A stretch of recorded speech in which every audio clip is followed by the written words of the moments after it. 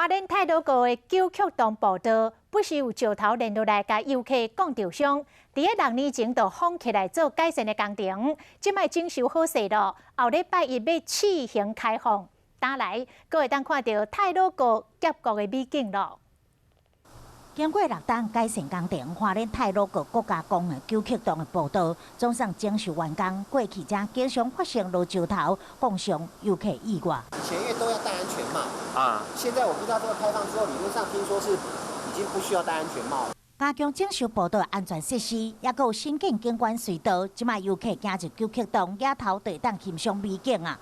这脚下是串流的入溪水，风景嘛真水。但是九曲洞的景区受到峡谷地形的限制，无多设停车位，建议游客尽量避免家己开车前往。